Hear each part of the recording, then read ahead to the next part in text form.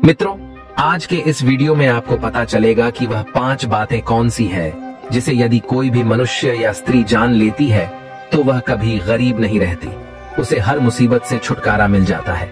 मित्रों चलो, आज हम आपको एक बूढ़े गिद्ध की कथा के माध्यम से आप सभी को बताते हैं। प्राचीन काल की बात है मित्रों, आज से लगभग हजारों वर्ष पहले जब भगवान श्री कृष्ण जी अपने द्वारिका नगरी में अपने सोने के सिंहासन पर विराजमान थे, साथ में जगत जननी करुणामयी श्री राधा रानी जी भगवान श्री कृष्ण के समीप खड़ी थी। अब भगवान श्री कृष्ण जी के पास देवर्षि नारद जी अदृश्य अवस्था में आ पहुंचते हैं। उतनी समय भगवान श्री कृष्ण माता राधा रानी जी से बातें कर रहे थे।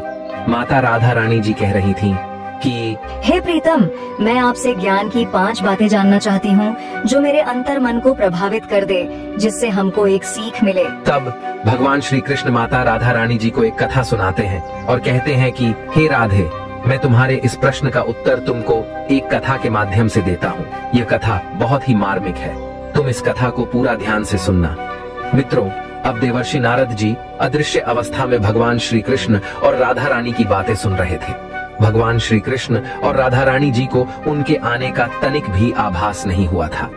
अब भगवान श्री कृष्ण ने कथा को सुनाना आरंभ किया और कहा कि हे राधे, मैं तुमको आज एक कथा के माध्यम से 5 बातें बताने वाला हूँ। तुम इस कथा को पूरा ध्यान से सुनना।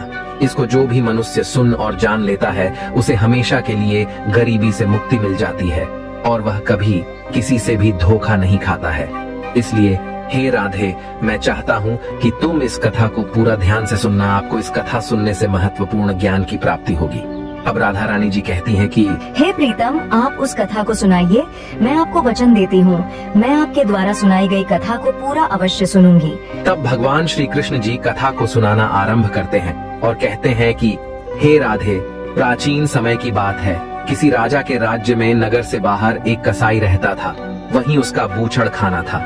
वह रोजाना जानवरों को काटकर उनका मांस बाजार में बेचा करता था। कसाई के बूचड़ खाने के बाहर एक पेड़ पर एक गिद्ध और गिद्धनी रहती थी।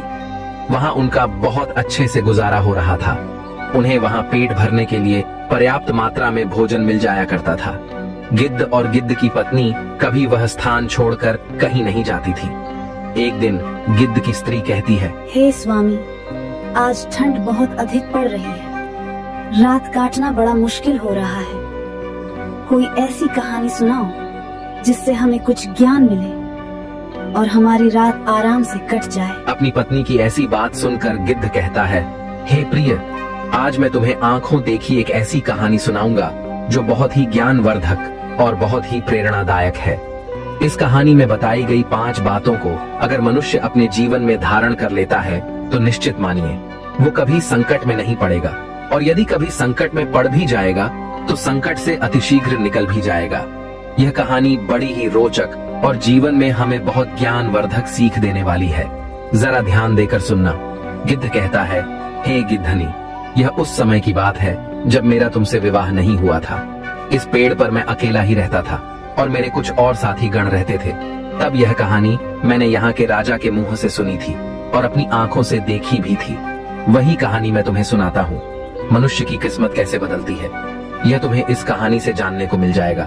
अब गिद्ध कहानी को सुनाना आरंभ करता है और कहता कि किसी नगर में एक उत्तम नाम का एक व्यक्ति रहता था। एक दिन कुछ काम के सिलसिले में उसका उसके पिता से झगड़ा हो जाता है। अब उत्तम के पिता ने उसे 4 सोने की असरफी दी और कहा कि जाओ, घर में सारे दिन पड़े रहते हो, यह असरफियां ले जाओ और बाहर जाकर कुछ व्यापार करके धन कमा कर लाना। उत्तम ने भी असरफियां अपने पिता से ले ली और शाम के समय व्यापार करने के लिए प्रदेश को रवाना हो गया। उत्तम जाते जाते सोचता जा रहा था कि इन 4 असरफियों से वह कोई छोटा मोटा व्यापार कर लेगा और खूब सारा धन कमाकर वह अपने पिता को दिखाएगा। यही उम्मीद लेकर वह चलता चला जा रहा था। रास्ते में उसकी भेंट एक साधु से होती है। साधु भी अपनी गंतव्य की ओर जा रहे थे। उत्तम ने सोचा कि क्यों ना साधु से कुछ परिचय किया जाए। बातचीत करते हुए जब चलेंगे तो हमारा सफर आराम से कट जाएगा।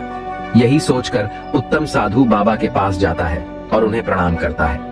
साधु बाबा ने उसे आशीर्वाद दिया और पूछा, बेटे तुम कहाँ जा रहे हो? उत्तम ने कहा, साधु महाराज, मेरे पिता ने मुझे घर से निकाल दिया है।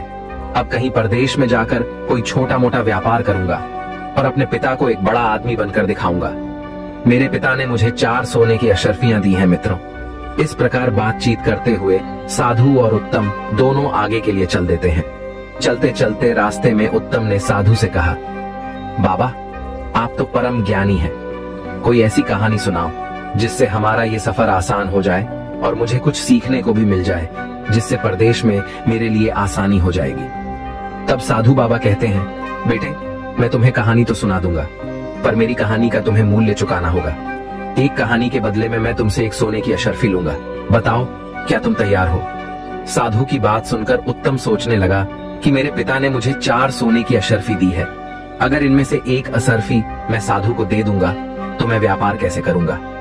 अब उत्तम ने फिर सोचा कि साधु बड़ा बुद्धिमान मालूम पड़ता है और लोग कहते हैं कि विद्या मित्रम प्रवासे स्त्री मित्रम गृहे सूचा वदत औषध मित्रम धर्मो। मित्र मृत परदेश में रहने वाले की मित्र विद्या होती है, घर में रहने वाले की मित्र स्त्री होती है, रोगी की मित्र दवा होती है, मरने वाले का मित्र धर्म होता है। और कहा भी गया है कि विद्वान के लिए कोई जगह परदेश नहीं होती, मेहनत करने वाले के लिए कोई काम कठिन नहीं होता, साहसी के लिए कोई लक्ष्य दूर नहीं होता, मीठा बोलने वाले के लिए कोई पराया नहीं होता। अगर आपके पास बुद्धि और विद्या है तो आप परदेश में कहीं भी सुखपूर्वक अपना जीवन बिता सकते हैं। यही सोचकर उत्तम ने एक मुद्रा साधु को दे दी और कहा, महाराज आप मुझे कहानी सुनाओ, मैं आपकी कहानी का मूल चुकाने के लिए तैयार हूँ। अब वह गिद्ध अपनी पत्नी से बोला, हे प्रिय। चलते चलते साधु ने उस युवक उत्तम को कुछ उपदेश देना शुरू किया। साधु कहने लगा, पुत्र तुम्हें मैं जो बात बताने जा रहा हूँ, अगर तुमने इस बात पर अमल कर लिया तो यह तुम्हारे बहुत काम आने वाली है। सुनो, तुम परदेश में व्यापार करने जा रहे हो तो तुम मेरी एक का बात ध्यान रखना। यदि परदेश में तुम्हें कोई ठीक ठाक व्यापार ना मिले तो तुम खाली मत बैठना। जो भी जैसा भी काम मिले वह काम पकड़ लेना। यह प्रदेश में रहने वाले के लिए सबसे पहला और अनमोल मूल मंत्र है। खाली बैठने से परदेश में अपनी जेब से ही धन खर्च होता है। इससे बेहतर यही होगा, भले ही थोड़े पैसे मिले पर हमें कुछ काम करके अपना खर्च चलाना चाहिए। इससे तुम्हें काम का अनुभव भी होगा और आपका समय भी ठीक से कट जाएगा। उत्तम ने कहा, ठीक है बाबा, मैं तुम्हारे इस उपदेश पर जरूर अमल करूंगा। अब आप कहानी सुनाइए। तब महात्मा जी बोले, अरे बेटे कहानी तो खत्म हो गई, अभी मैंने आपको यह कहानी ही सुनाई थी। उत्तम कहने लगा, साधु बाबा यह कैसी कहानी थी जो जरा सी देर में खत्म हो गई? यह तो आपने मुझे उपदेश दिया है, आपने तो मुझे कोई कहानी नहीं सुनाई। आप मुझे कोई कहानी सुनाओ ना। तब साधु ने कहा, अगर तुम दूसरी कहानी सुनना चाहते हो तो तुम्हें एक मुद्रा और देनी पड़ेगी, तब मैं तुम्हें दूसरी कहानी सुनाऊंगा। मित्रों, उत्तम ने कुछ सोच विचार करने के बाद एक मुद्रा साधु के हाथ पर रख दी और कहा, बाबा अब मुझे कहानी सुनाइए। तब साधु महाराज ने कहा, ठीक है, अब मैं तुम्हें दूसरी कहानी सुनाता हूँ, और हाँ इसे तुम ध्यान देकर सुनना। अब साधु कहता है, बेटा परदेश में रहकर किसी दूसरे की वस्तु पर छल कपट या प्रपंच से अपना अधिकार मत करना। दूसरे की वस्तु को हमेशा मिट्टी के समान समझकर चलना, कभी किसी चीज पर नियत खराब मत करना। उत्तम ने कहा, ठीक है बाबा, मैं ऐसा ही करूंगा। अब आगे मुझे कहानी सुनाइए। तब साधु कहने लगा, बेटा कहानी तो खत्म हो गई, यह इतनी ही कहानी थी। उत्तम ने कहा, अरे यह क्या, यह तो आपने सिर्फ मुझे उपदेश दिया है, बस इतने से उपदेश के आपने मुझसे एक सोने की मुद्रा ले ली। तब साधु ने कहा, बेटे ज्ञान की कोई कीमत नहीं होती, ज्ञान तो अनमोल होता है। ज्ञान की कीमत तब पता चलती है जब मनुष्य विपत्ति में पड़ता है और वही ज्ञान उसे विपत्ति से उबार ले जाता है। उत्तम ने कहा, ठीक है बाबा, उपदेश ही सही, मैं तुम्हें एक और स्वर्ण मुद्रा देता हूँ, आप मुझे एक उपदेश और दीजिए। इतना कहकर उत्तम ने एक स्वर्ण मुद्रा साधु के हाथ पर रख दी। साधु ने तीसरी बात उत्तम को बताई कि बेटा जीवन में कभी किसी का गुप्त भेद पता चल जाए तो उस भेद को कभी तीसरे से मत कहना, यह सबसे अनमोल सीख है। साधु के तीसरे उपदेश को भी उत्तम ने अपनी गांठ में बांध लिया। फिर सोचा कि अब मेरे पास सिर्फ एक ही अशर्फी रह गई है, इस एक अशर्फी से व्यापार तो हो नहीं पाएगा, क्यों ना साधु बाबा से एक उपदेश और सीख लिया जाए।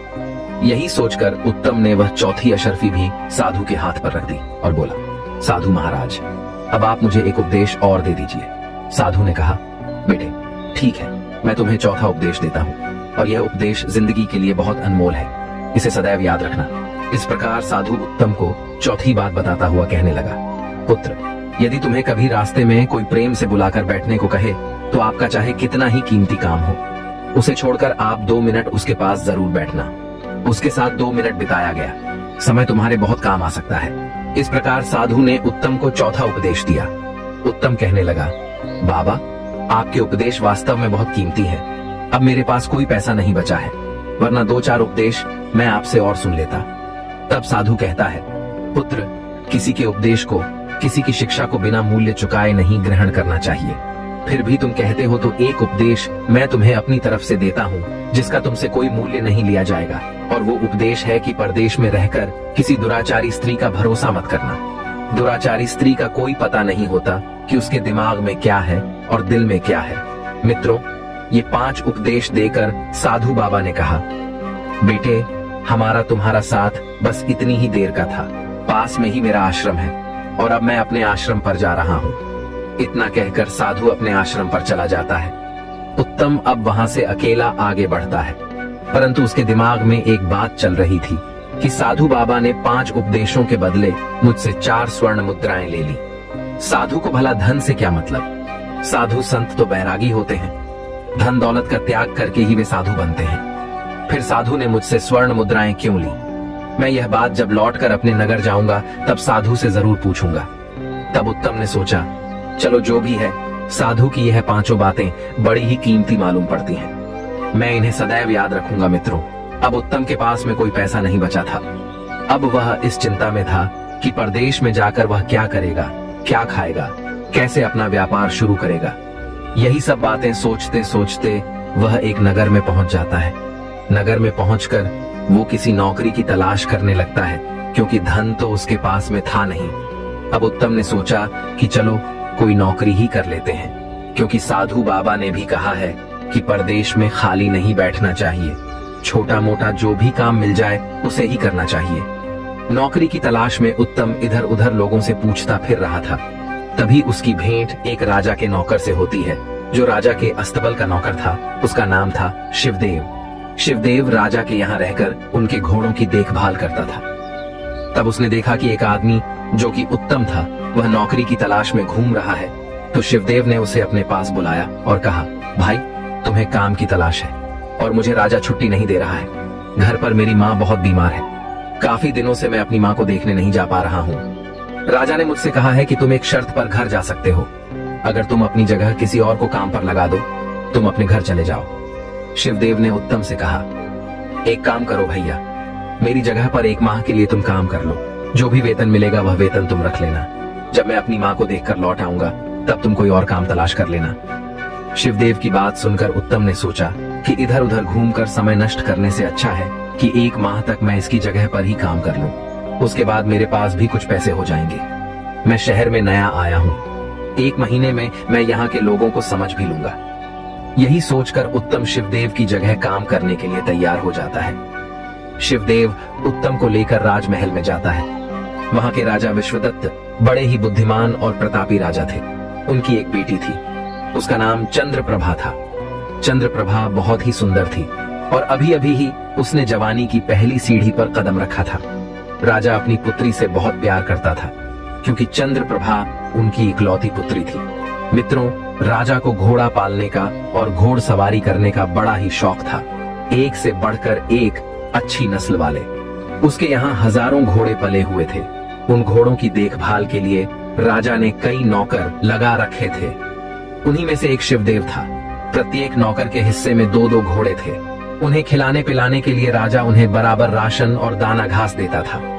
इधर मित्रों, उत्तम को लेकर शिवदेव राजा के पास पहुंचता है और हाथ जोड़कर राजा से कहता है, महाराज, मैं कुछ दिनों के लिए अपनी बीमार माँ को देखने के लिए गांव जा रहा हूँ। जब तक मैं लौटकर नहीं आता तब तक मेरे स्थान पर यह व्यक्ति काम करेगा। इसका नाम उत्तम है और यह बड़ा मेहनती है, साथ ही यह बड़ा ही ईमानदार व्यक्ति है। हे राजन, मेरी माँ बहुत बीमार है, मुझे आपकी आज्ञा चाहिए। राजा ने कहा, शिवदेव, इसमें आज्ञा की क्या बात है? यदि यह व्यक्ति तुम्हारे भरोसेमंद है तो इसे जाकर अपना काम समझा दो और जाओ, जाकर अपनी माँ को देख आओ। लेकिन ध्यान रहे, हमारे घोड़े की देखरेख में जरा भी लापरवाही नहीं चलेगी। अगर हमारी घोड़ों की देखरेख में जरा भी लापरवाही हुई तो उसके लिए हम इसे नहीं तुम्हें दंड देंगे। शिवदेव ने कहा, ठीक है महाराज, आपको शिकायत का अवसर नहीं मिलेगा, मैं इसे सारा काम अच्छे से समझा दूंगा। इस प्रकार राजा की आज्ञा लेकर शिवदेव उत्तम को लेकर घोड़ों के अस्तबल में जाता है। वहां जाकर उत्तम ने देखा तो वहां पर हजारों घोड़े बंधे थे। शिवदेव ने उत्तम से कहा, देखो उत्तम, मेरे हिस्से में राजा ने 10 घोड़े दिए हैं, तुम्हें 10 घोड़ों की देखभाल करनी है, इनको दाना खिलाना है और इनकी मालिश करनी है। उत्तम ने कहा, ठीक है मित्र, मैं यह काम बड़ी ईमानदारी और पूरी निष्ठा के साथ करूंगा, तुम इसकी चिंता मत करो। उसके बाद शिवदेव उत्तम को अपना कमरा दिखाता है और कहता है कि आज से तुम इसी कमरे में रहोगे। इस शिवदेव उत्तम को जिम्मेदारी सौंपकर अपने नगर के लिए चला जाता है। इधर घोड़ों की देखभाल के लिए उत्तम अपने काम में लग जाता है। वह रोज घोड़ों की मालिश करता था, उन्हें नहला धुलाता था, उसके बाद उन्हें दाना खिलाता था। मित्रों, राजा के यहाँ से प्रत्येक नौकर के लिए घोड़ों को खिलाने के लिए 20 किलो चना दिए जाते थे। उत्तम ने उन चनों को एक पोटली में बांधा और अपने अस्तबल में जाकर पानी में भिगोकर उन्हें कूट पीस कर घोड़ों को खाने को डाल दिया। जब उसे अपने काम से छुट्टी मिलती थी तब उसने सोचा कि क्यों न बाकी नौकरों के साथ बैठकर कुछ बातचीत कर ली जाए। यही सोचकर उत्तम उन नौकरों के पास जाकर बैठ जाता है जो नौकर राजा के अन्य घोड़ों की देखभाल करते थे। उसने देखा कि सारे नौकर इकट्ठे होकर एक कमरे में बैठकर शराब पी रहे थे और उनके घोड़े अभी भी भूखे बंधे थे। तब उत्तम कहने लगा, अरे भाई, तुमने अभी तक अपने घोड़ों को दाना घास नहीं डाला और तुम शराब पीने में लगे हो। उन सभी नौकरों ने कहा, अरे भाई, बिना अपना काम खत्म किए हम कभी नशा पानी नहीं करते हैं। हम सब अपने अपने घोड़ों को खुराक डाल चुके हैं, उसके बाद ही यहाँ बैठकर शराब पीने आए हैं। उत्तम ने देखा कि राजा के यहाँ से घोड़ों के लिए जो चने मिले थे वह अभी भी उन नौकरों के पास में रखे थे। उत्तम ने कहा, अरे भाई, क्यों झूठ बोल रहे हो? आपके पास अभी भी बहुत सारे चने कूटने के लिए पड़े हैं और तुम कह रहे हो कि हमने अपने घोड़ों को दाना घास डाल दिया है। तब उन नौकरों में से एक ने जवाब दिया, भैया, हमारे पास जो चने रखे हैं ये चने घोड़ों को खिलाने के लिए नहीं है, इनको तो हम बाजार में बेचकर अपनी शराब का इंतजाम करते हैं। उत्तम ने पूछा, फिर घोड़ों को क्या खिलाते हो? तब उन नौकरों ने जवाब दिया, राजा हमें 20 किलो चना देता है, हम 5 किलो चना घोड़ों को खिला देते हैं और बाकी के चने बेचकर अपना नाश्ते पानी का इंतजाम करते हैं। नौकरों का यह बर्ताव उत्तम को अच्छा नहीं लगा। वह सोचने लगा, यह तो राजा के साथ और इन निर्दोष जानवरों के साथ धोखा है। तब उत्तम ने कहा, तुम सब अपना पेट भरने के लिए, नशा करने के लिए इन घोड़ों को भूखा रखते हो। वे सब नौकर कहने लगे, देखो भाई, पेट भरने के लिए यह सब करना पड़ता है। राजा से मिलने वाले वेतन से हमारा ठीक से गुजारा नहीं हो पाता है, और हाँ, फिर भी धन से किसका पेट भरा है। तुम भी ऐसा किया करो, तुम्हें कौन रोकता है? तुम्हें तो शिवदेव ने यहाँ रखा है, इसलिए हमने यह बात तुम्हें बता दी। तुम ये बात किसी और से मत कहना, वरना तुम्हारे साथ अच्छा नहीं होगा। मित्रों, उत्तम उन सब की बातें सुनकर चुपचाप अपने कमरे में लौट आता है, क्योंकि वह कई सारे थे और उत्तम बेचारा अकेला, ऊपर से उन सब ने शराब पी रखी थी। वह अपने कमरे में पहुंचकर सोचने लगा कि वे लोग ठीक कहते हैं, कल से मैं भी ऐसा ही करूंगा। बेईमानी करके मैं भी खूब सारा पैसा इकट्ठा कर लूंगा। मुझे यहाँ सिर्फ 1 महीना ही तो रहना है। शिवदेव के आते ही वह मुझसे यह काम छीन लेगा। तब तक मैं कुछ पैसे कमा लूं, उसके बाद मैं कोई व्यापार कर लूंगा। मित्रों, वह गिद्ध अपनी पत्नी को आगे कहानी सुनाते हुए कहता है कि हे प्रिय, अपनी चारपाई पर लेटा लेटा उत्तम ऐसा सोच रहा था। तभी उसे साधु की दूसरी बात याद आ जाती है कि किसी दूसरे के धन पर छल प्रपंच और कपट से अपना अधिकार नहीं करना चाहिए। दूसरे का धन, दूसरे की वस्तु मिट्टी के समान समझनी चाहिए। उसके ऊपर कभी अपनी नीयत खराब नहीं करना चाहिए।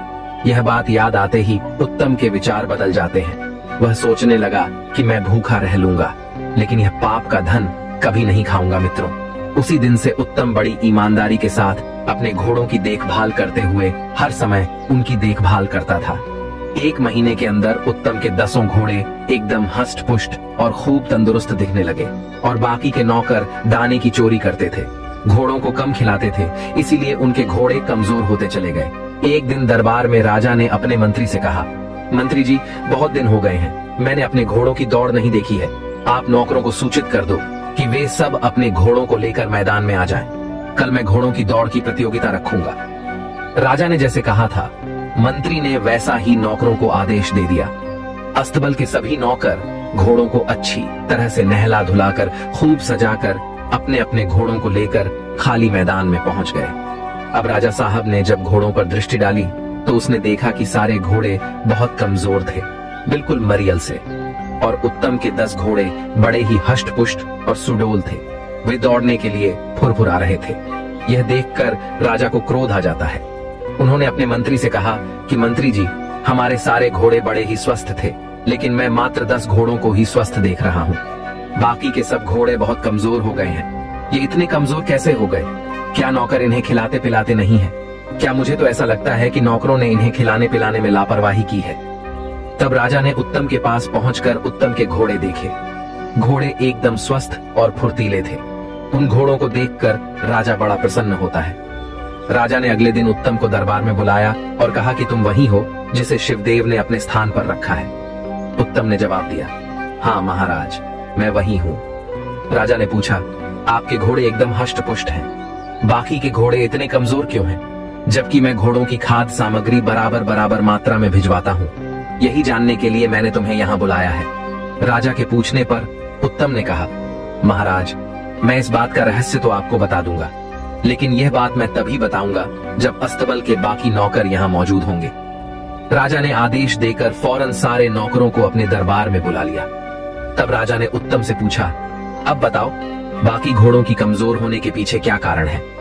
तब उत्तम ने कहा, महाराज, आपके बाकी नौकर बड़े बेईमान और बड़े ही लालची और नशेड़ी हैं।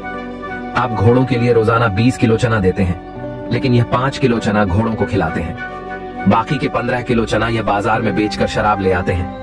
घोड़ों को पर्याप्त मात्रा में दाना न मिलने से सारे घोड़े कमजोर हो गए हैं, लेकिन मैंने बड़ी ईमानदारी से आपका दिया हुआ राशन घोड़ों को खिलाया है, इसलिए मेरे घोड़े तंदुरुस्त हैं। इतनी बात सुनते ही राजा आग बबूला हो जाता है और नौकरों पर बिगड़कर बोलता है, हरामखोरो, हम तुम्हें इसी बात की तनख्वाह देते हैं कि तुम आराम से घोड़ों का दाना भी खा जाओ। सारे नौकर नीचे की ओर गर्दन डालकर चुपचाप खड़े हो गए और डर के मारे थर थर कांपने लगे और कहने लगे, महाराज, हमें क्षमा कर दो, हमसे बहुत बड़ी गलती हो गई है, अब हम दोबारा ऐसा नहीं करेंगे।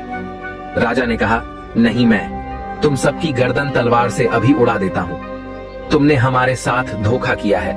राजा को अत्यंत क्रोध में देखकर उत्तम कहने लगा, महाराज, इस बार इन्हें आप क्षमा कर दीजिए। मैं उम्मीद करता हूँ कि अब ये दोबारा गलती नहीं करेंगे। उत्तम के कहने पर राजा ने उन्हें चेतावनी देकर छोड़ दिया। मित्रों, उत्तम की ईमानदारी को देखते हुए राजा ने उत्तम को शाबाशी दी और उसे अस्तबल के मुख्य निरीक्षक के रूप में नियुक्त कर दिया और कहा कि आज से तुम्हारा काम इतना है कि तुम इन सब पर नजर रखोगे। अगर कोई घोड़े का दाना चोरी करता है या बेचते हुए पकड़ा जाता है तो उसकी खबर तत्काल हमें मिलनी चाहिए। इस काम के हम तुम्हें 10 अशर्फियां देंगे। राजा ने सख्त निर्देश देकर उन सभी नौकरों को छोड़ दिया। अब तो उत्तम उन सभी पर दृष्टि रखने के लिए नियुक्त कर दिया गया। राजा अपनी उंगली में एक हीरे की अंगूठी पहने था। वह अंगूठी उतारकर राजा ने इनाम के रूप में उत्तम को पकड़ा दी और कहा कि जब भी तुम्हें हमसे मिलना हो तो तुम्हें अंगूठी पहरेदार को दिखाकर हमसे किसी भी समय मिल सकते हो। अस्तबल में पहुंचकर उत्तम ने सभी नौकरों को समझाया कि देखो, इस बार तो मैंने तुम्हें बचा लिया है। अगर दोबारा तुम्हारी गलती पकड़ी गई तो राजा साहब तुम्हें जिंदगी भर के लिए जेल में डाल देंगे, इसलिए ईमानदारी से अपना काम कीजिए। मित्रों, उसी दिन से सारे नौकर ईमानदारी से घोड़ों को खिलाने पिलाने लगते हैं और धीरे धीरे सभी घोड़े हष्ट पुष्ट हो गए। फिर उन्होंने कभी भी बेईमानी नहीं की। इधर 1 माह का समय बीत चुका था। उधर शिवदेव जब अपनी माँ से मिलकर अपनी नौकरी पर लौटता है तो वह जैसे ही शिवदेव घोड़ों के अस्तबल में पहुंचता है तो सारे नौकरों ने उसे घेर कर उत्तम की करतूत शिवदेव को बताई कि हमारी चोरी उत्तम ने राजा को पकड़ा दी और राजा ने उसे अस्तबल का मुख्य निरीक्षक बना दिया है। शिवदेव ने कहा, तुम लोग चिंता न करो, मैं वापस आ गया हूँ, अब तो उसे यहाँ से जाना ही पड़ेगा। तभी सभी नौकरों ने कहा, नहीं भाई, वो यहाँ से नहीं जाएगा, क्योंकि राजा ने उसे हम सबकी देखभाल करने के लिए नौकरी पर रख लिया है। मित्रों, उसके बाद में शिवदेव उत्तम के पास जाता है और उत्तम उस समय कमरे में लेटा हुआ था। शिवदेव को देखकर उत्तम एकदम खुश हो जाता है और कहता है, मित्र तुम आ गए, तुम्हें देखकर मुझे बड़ी खुशी हुई। शिवदेव उत्तम के पास में बैठ जाता है। उसके बाद उत्तम वहां जो घटना घटी थी उसके बारे में शिवदेव को बताता है। शिवदेव कहने लगता, तुमसे पहले मुझे इस बात का पता लग चुका है। उसके बाद दोनों साथ साथ बैठकर भोजन करते हैं और भोजन करने के बाद अपने अपने बिस्तर पर लेट जाते हैं। शिवदेव मन ही मन उत्तम से बहुत जल रहा था, क्योंकि राजा ने उसे उससे भी बड़े पद पर नौकरी दे दी थी और उसने नौकरों की चोरी राजा को पकड़ाई थी। इसलिए शिवदेव उससे जलने लगा था। क्योंकि मित्रों, आपको बता दें कि शिवदेव भी चोरी करता था और उसे उत्तम का ये बर्ताव बिल्कुल पसंद नहीं आया। शिवदेव उत्तम को नीचा दिखाना चाहता था, उससे बदला लेना चाहता था। शिवदेव अपने कमरे में लेट जाता है और उत्तम अपने कमरे में चला जाता है, क्योंकि राजा ने उसे एक अलग कमरा दे रखा था। उस दिन आकाश में बादल छाए हुए थे, हल्की हल्की बारिश हो रही थी, बिजली कड़क रही थी। उधर राजकुमारी चंद्रप्रभा की आंखों में नींद नहीं थी, क्योंकि मित्रों, आपको बता दें, शिवदेव और राजा की पुत्री के बीच में प्रेम प्रसंग चल रहा था। राजकुमारी शिवदेव से मिलने आया करती थी। आज राजकुमारी को पता चल गया था कि शिवदेव अपने नगर से लौट आया है। उसने सोचा कि उत्तम तो अब चला ही गया होगा। राजकुमारी रात में अपने महल से बाहर टहल रही थी। वह काम की पीड़ा से जल रही थी, उसकी बेचैनी बढ़ती जा रही थी। वह अपने प्रेमी शिवदेव से मिलने के लिए उसके कमरे में जाती है। सहयोग से उसी समय उत्तम किसी काम से उधर ही घूमने आता है। अचानक जैसे ही उत्तम शिवदेव के कमरे के पास पहुंचता है, उसे शिवदेव के कमरे से किसी स्त्री की आवाज सुनाई देती है। उत्तम ने कमरे के अंदर झांक कर देखा तो शिवदेव के साथ राजकुमारी चंद्रप्रभा को देखकर उसकी आंखें फटी की फटी रह गईं। उत्तम यह सब देखकर चुपचाप अपने कमरे की ओर चला जाता है। उधर शिवदेव ने राजकुमारी से कहा कि हे प्रिय, इस समय उत्तम हमारी राह का सबसे बड़ा कांटा है। कुछ भी करके तुम उत्तम को मरवा दो तो हम निश्चिंत हो जाएंगे। राजकुमारी ने कहा, प्राणनाथ, ये कितनी बड़ी बात है, तुम चिंता क्यों करते हो? मैं पिताजी से कहकर इसे मृत्यु दंड दिलवा दूंगी। उत्तम पहले ही अपने कमरे में जा चुका था। उधर उत्तम सोच रहा था कि शिवदेव राजा की आंखों में धूल झोंककर उनकी बेटी से प्रेम कर रहा है। ये तो राजा के साथ धोखा है। मुझे यह खबर महाराज को देनी चाहिए। उत्तम यही सोचकर राजा को संदेश देने के लिए राजमहल की ओर चलने लगता है। तभी उसे साधु महाराज की वो तीसरी बात याद आ जाती है। साधु ने कहा था कि अगर किसी का गुप्त भेद पता चल जाए तो उसे किसी तीसरे से नहीं कहना चाहिए, वरना खुद मुसीबत में पड़ सकते हो। यही बात सोचकर उत्तम के कदम थम जाते हैं। वह सोचने लगा कि अगर यह बात मैंने राजा को बताई तो हो सकता है कि राजा साहब मेरी बात का विश्वास न करें और कहेंगे कि तू मेरी बेटी को झूठ बदनाम कर रहा है। उल्टा मैं ही राजा के क्रोध का भोजन बन जाऊंगा। यही सोचकर उत्तम अपने कमरे में लौट आता है और चुपचाप अपनी चारपाई पर लेट जाता है। उधर राजकुमारी चंद्रप्रभा अपने कमरे में चली जाती है और अपने कमरे में पहुंचकर उसने अंदर से दरवाजा बंद कर लिया और जोर जोर से रोने चिल्लाने लगी। बचाओ बचाओ की चीख पुकार मचाने लगी। राजकुमारी का शोर सुनकर राजकुमारी के नौकर चाकर दास दासिया सभी जाग जाते हैं। आनन फानन में राजा को खबर दी गई। दौड़ते हुए राजा साहब भी अपनी पुत्री के कमरे में जाते हैं और अपनी पुत्री से पूछते हैं, बेटी क्या हुआ, तुम क्यों रो रही हो मित्रों? शिवदेव के कहने पर राजकुमारी चंद्रप्रभा ने त्रिया चरित्र रच दिया था।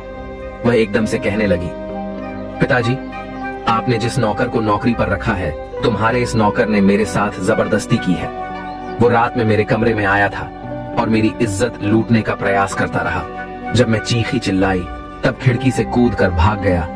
तुम्हारे द्वारा दी गई अंगूठी का उसने नाजायज फायदा उठाया है। अंग रक्षकों को वो अंगूठी दिखाकर महल के अंदर घुस गया होगा। बेटी के मुख से यह बात सुनकर राजा एकदम आग बबूला हो जाता है और कहने लगा, पुत्री तुम चिंता मत करो। उस दुष्ट की इतनी हिम्मत कि वो हमारे महल में घुस आया और मेरी ही पुत्री पर ऐसी नियत रखा। पुत्री तुम चिंता मत करो, मैं अभी उसे बुलाकर उसकी खबर लेता हूँ। राजकुमारी ने कहा, पिताजी उसकी खबर लेने से कोई फायदा नहीं है। उसकी गुस्ताखी के लिए उसे जब तक मृत्यु दंड नहीं दिया जाएगा तब तक मैं अन्न जल ग्रहण नहीं करूंगी। राजा ने कहा, बेटी ऐसा ही होगा, कल मैं उसे मृत्यु दंड दूंगा। राजकुमारी को आश्वासन देकर राजा अपने महल की ओर चला जाता है।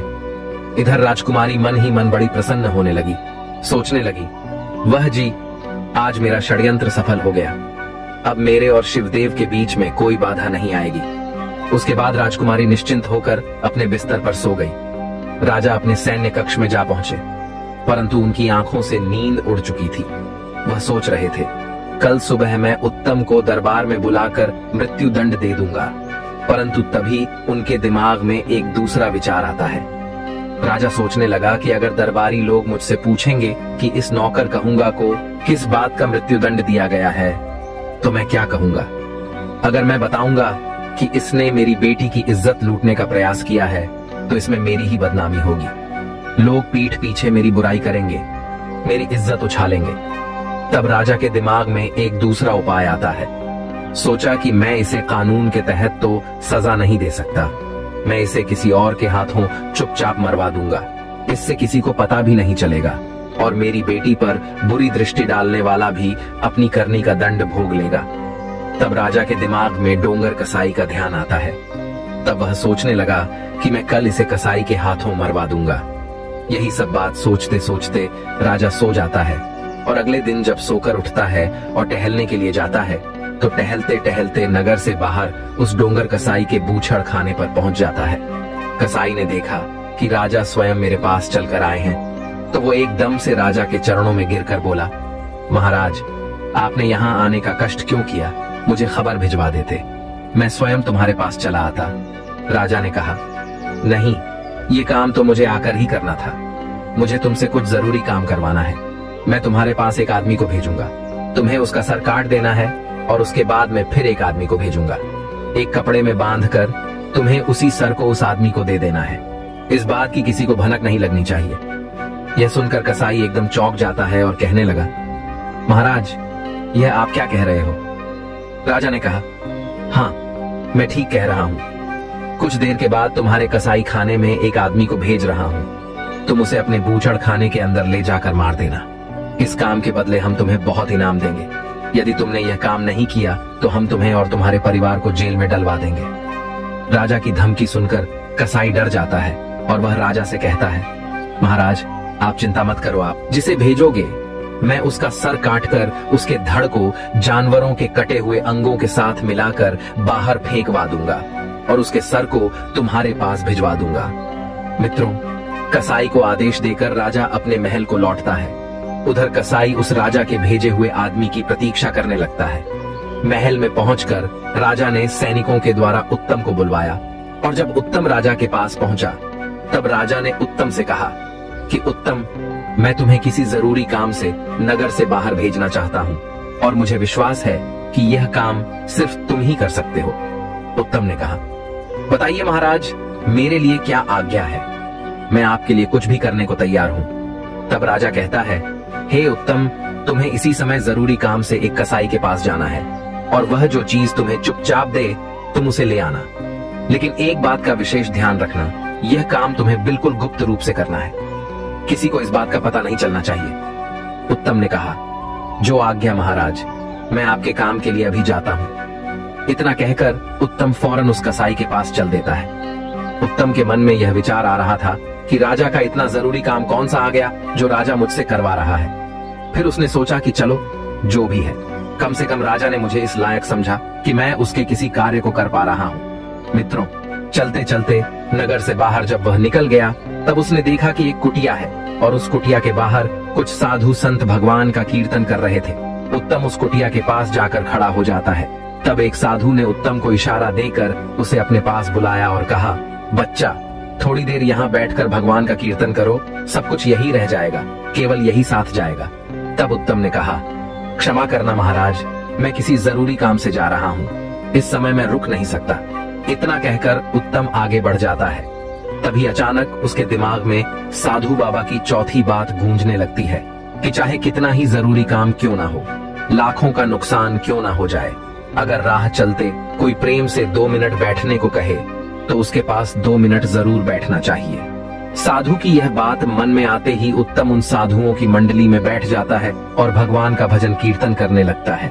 उधर शिवदेव सोचने लगा कि राजा ने सुबह सुबह उत्तम को अपने पास क्यों बुलाया है और वो अभी तक लौटकर क्यों नहीं आया।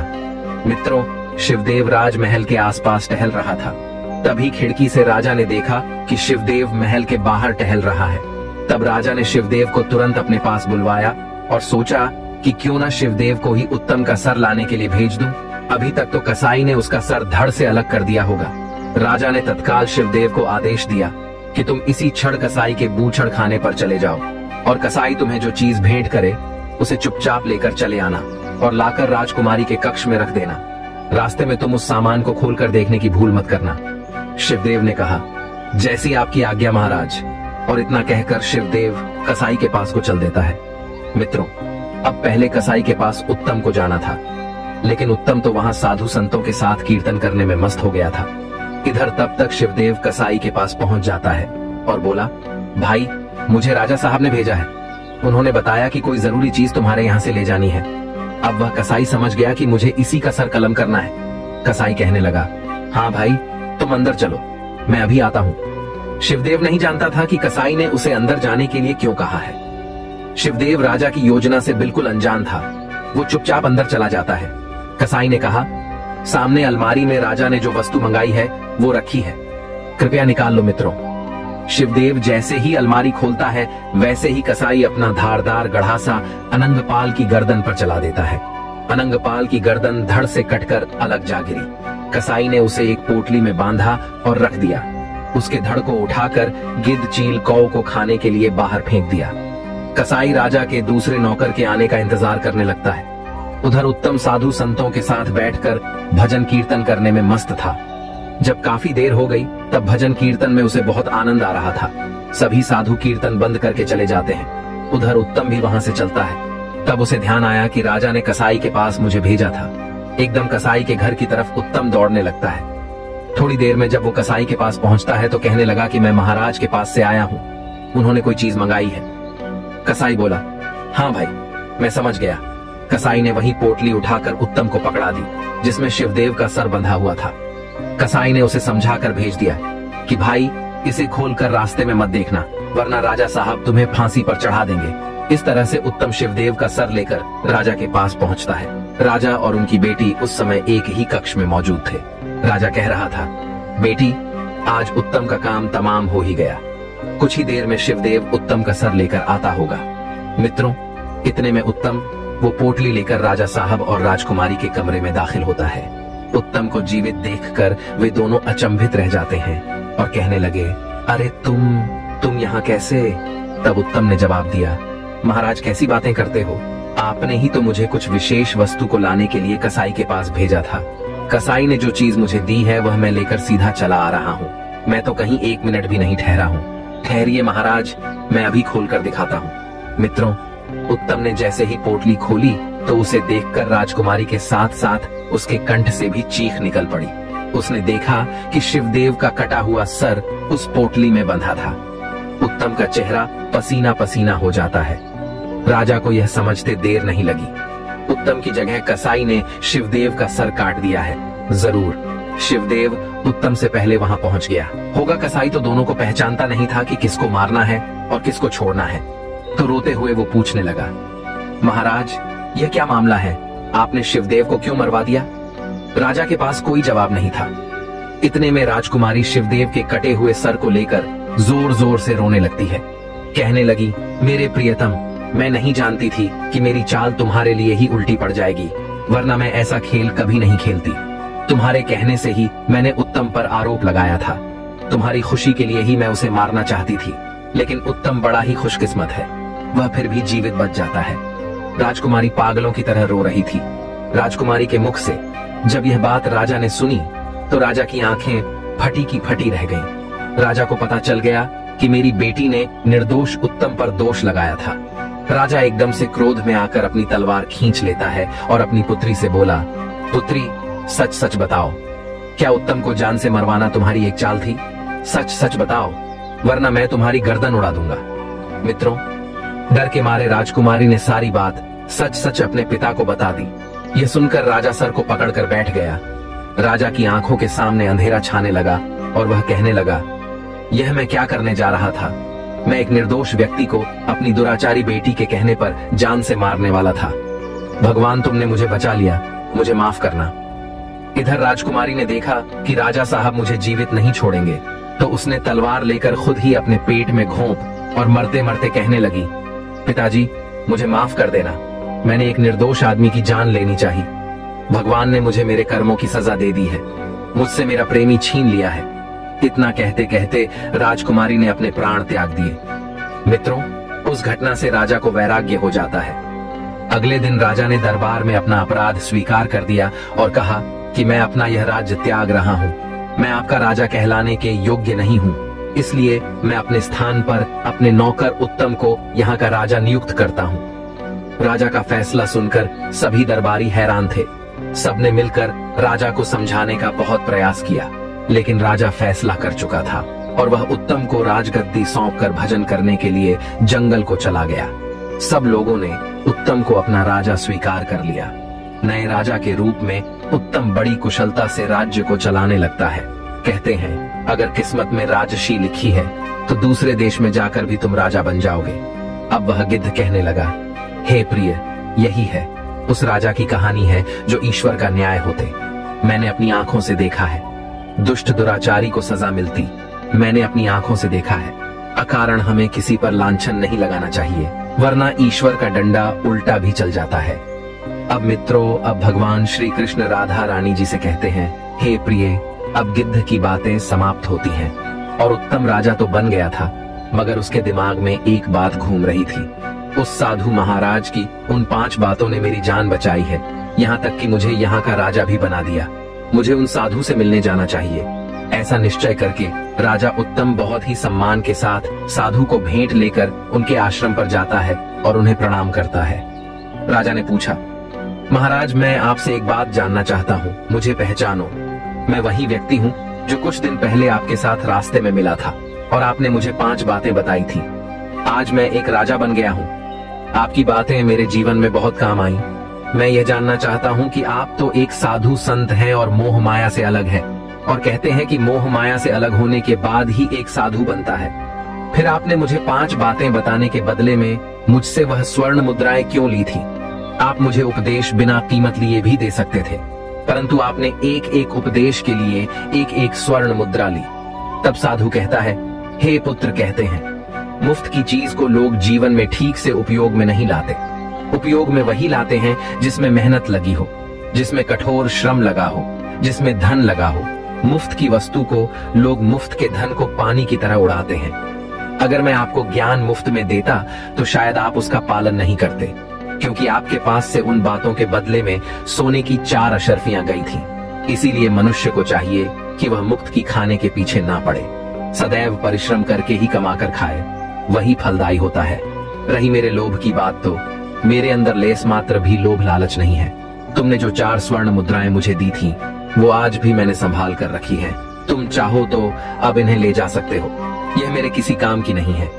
इन्हें ले जाकर गरीबों में बांट देना। साधु से मिलकर राजा उत्तम अपने पिता के घर जाता है। जब उसका पिता अपने पुत्र को एक राजा की अवस्था में देखता है तो उसे अपने पुत्र पर बहुत ही गर्व होता है। उत्तम अपने पिता से कहता है, पिताजी, आपका बहुत बहुत धन्यवाद। आज मैं राजा बन पाया हूँ तो उसके पीछे का कारण केवल आप ही है। अगर आपने मुझे वह सोने की 4 अशर्फियां नहीं दी होती तो आज मैं कुछ भी नहीं होता। उत्तम अपने पिता का बार बार धन्यवाद करता है और उत्तम नगर में आकर सुचारू रूप से राजकाज को चलाने लगता है। अब भगवान श्री कृष्ण राधा रानी को आगे की बात बताने ही वाले होते हैं कि तुरंत ही देवर्षि नारद जी अपने रूप में आ जाते हैं और भगवान श्री कृष्ण का धन्यवाद करते हैं और कहते हैं, प्रभु, आज आपके मुख से मैंने जो कहानी के माध्यम से यह 5 बातें सुनी है वह सच में सराहनीय है। मैं इनका विश्लेषण संपूर्ण विश्व में करूंगा। तब भगवान श्री कृष्ण कहते हैं, देवर्षि नारद जी, मुझसे कुछ छिपा नहीं है। मैंने आपको यहाँ आया हुआ देख लिया था, तभी मैंने राधा को ये ज्ञान की बातें बताई हैं। हे देवर्षि नारद जी, मैं अब आपको 5 बातें बताने जा रहा हूँ। उसे अगर कोई निश्चित रूप से अपने जीवन में धारण करता है तो वह कभी भी किसी जाल में नहीं फंसता। अब भगवान श्री कृष्ण माता राधा रानी और देवर्षि नारद जी को वह 5 ज्ञान की बातें बताते हैं और कहते हैं, हे देवर्षि नारद जी, पहली बात, यदि प्रदेश में कोई ठीक ठाक व्यापार ना मिले तो खाली नहीं बैठना चाहिए। जो भी जैसा भी काम मिले वह काम पकड़ लेना। यह प्रदेश में रहने वाले के लिए सबसे पहला और अनमोल मूल मंत्र है, खाली बैठने से। प्रदेश में अपनी जेब से ही धन खर्च होता है। इससे बेहतर यही होगा भले ही थोड़े पैसे मिले, पर हमें कुछ काम करके अपना खर्च चलाना चाहिए। इससे तुम्हें काम का अनुभव भी होगा और आपका समय भी ठीक से कट जाएगा। दूसरी बात यह है कि परदेश में रहकर किसी दूसरे की वस्तु पर छल कपट या प्रपंच से अपना अधिकार नहीं करना चाहिए। दूसरे की वस्तु को हमेशा मिट्टी के समान समझकर चलना चाहिए। कभी किसी चीज पर नियत खराब नहीं करना चाहिए। तीसरी बात, जीवन में कभी किसी का गुप्त भेद पता चल जाए तो उस भेद को कभी तीसरे से नहीं कहना चाहिए। यह सबसे अनमोल सीख है। चौथी बात, यदि तुम्हें कभी रास्ते में कोई प्रेम से बुलाकर बैठने को कहे तो आपका चाहे कितना ही कीमती काम हो, उसे छोड़कर आप 2 मिनट उसके पास जरूर बैठना। उसके साथ 2 मिनट बिताया गया समय तुम्हारे बहुत काम आ सकता है। पांचवी बात यह है कि परदेश में रहकर किसी दुराचारी स्त्री का भरोसा मत करना। दुराचारी स्त्री का कोई पता नहीं होता कि उसके दिमाग में क्या है और दिल में क्या है। अब भगवान श्री कृष्ण देवर्षि नारद जी से कहते हैं, हे देवर्षि नारद जी, मैंने आपको यह बातें इसलिए बताई हैं क्योंकि आप ही एक ऐसे मनुष्य हैं जो मेरे द्वारा बताई गई बातों को सभी तक पहुंचा सकते हैं। बाकी आपके आने का अंदेशा राधा और मुझे पहले ही पता चल गया था। अब देवर्षि नारद जी कहते हैं, हे प्रभु, आप तो साक्षात परम ब्रह्म हैं। आपका मुझे इस बात का अवलोकन कराने के लिए धन्यवाद। मित्रों, इस कहानी का तात्पर्य यह है कि जीवन में कोई भी चीज मुफ्त की नहीं लेनी चाहिए। दूसरी बात, हमें किसी के साथ धोखा नहीं करना चाहिए। तीसरी बात, किसी के द्वारा दिया गया ज्ञान उपदेश को सुनकर हमें भूलना नहीं चाहिए, बल्कि उसे जीवन में समय समय पर उपयोग में लाना चाहिए। मित्रों, आपको यह 5 ज्ञान की बातें कैसी लगी, हमें कमेंट करके अवश्य बताना। बाकी मित्रों, इन कहानियों को बनाने में बहुत मेहनत लगती है, इसीलिए वीडियो को शेयर अवश्य किया करें ताकि यह सभी ज्ञान की बातें सभी को पता चल सके। मित्रों, आशा करते हैं कि आपको यह वीडियो पसंद आया होगा। अगर वीडियो आपको पसंद आया हो तो इस चैनल को सब्सक्राइब अवश्य करना और इस वीडियो को सभी लोगों में शेयर भी अवश्य करना। बाकी मित्रों, आपका इस वीडियो को यहाँ तक देखने के लिए दिल से धन्यवाद।